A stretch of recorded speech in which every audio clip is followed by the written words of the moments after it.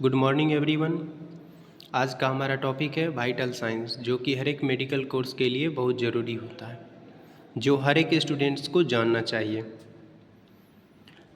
First हम देखेंगे body temperature. Body temperature normal range होता है 97 टू 99 डिग्री फ़ारेनहाइट, जो कि बोथ एडल्ट एंड न्यूबॉर्न के लिए रहता है। एडल्ट पर्सन के लिए भी, जवान व्यक्ति के लिए भी होता है, और एक नए जन्म लिए बच्चे के लिए भी होता है। दोनों का टेम्परेचर सेम ही होता है।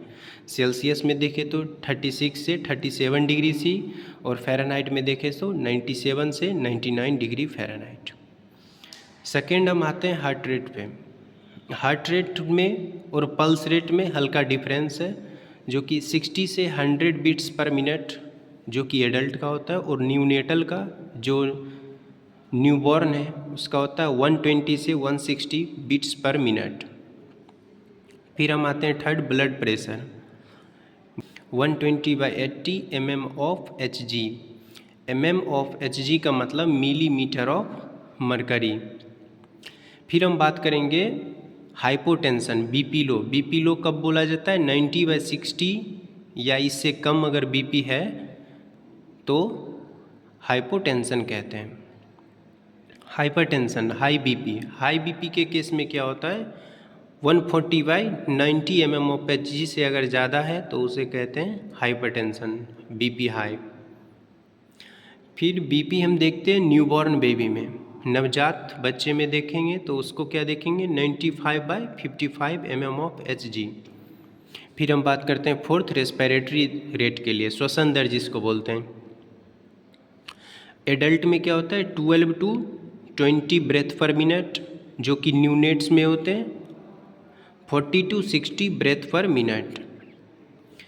अब हम बात करेंगे fifth and the last vital science का, जो कि है पेन, जिसमें कि 1 टू 10 डिजिट होते हैं। उसमें क्या होता है? ये पेन स्केल का डिजिट है 1 टू 10, और इसमें पेशेंट के पेन के हिसाब से उन्हें इमोजी जैसा इमोजी दिखा के पूछा जाता है आपको कितना पेन हो रहा है। अगर पेशेंट फील्स माइल्ड पेन तो 2 पॉइंट देंगे, अगर मॉडरेट पेन तो 4 पॉइंट, सीवियर पेन तो 6 पॉइंट, वेरी सीवियर पेन तो 8 पॉइंट, वर्स्ट पेन मतलब जब वो बर्दाश्त से फाजुल होने लगेगा तो उसे 10 पॉइंट दिया जाएगा।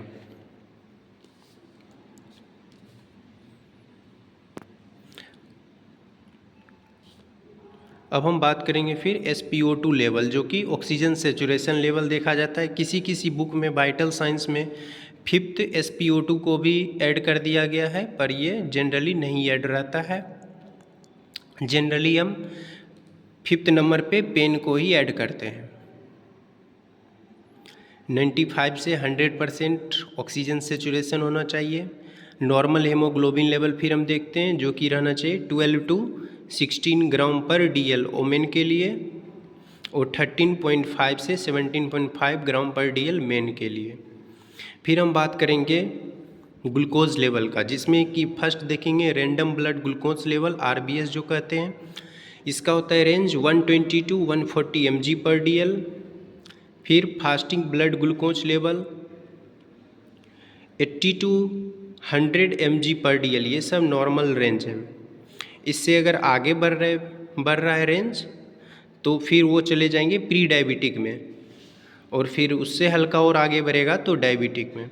फिर है post prandial glucose level, PPBSB short form में इसका 170 से 200 mg पर DL।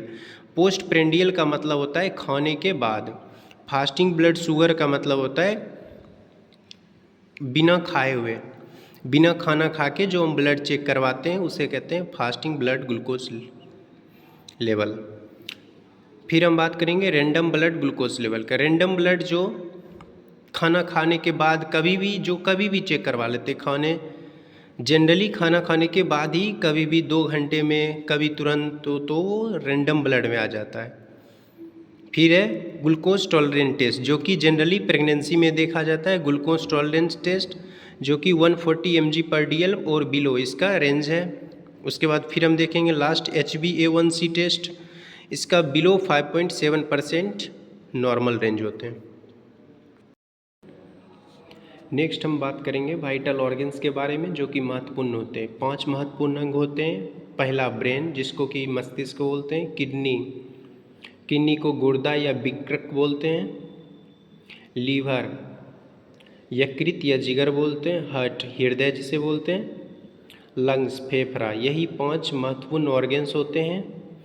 अगर ये किसी के शरीर में इनमें से कोई भी ऑर्गन्स नहीं हो तो life is not possible. Thank you for watching this video. Please like, share and subscribe my YouTube channel.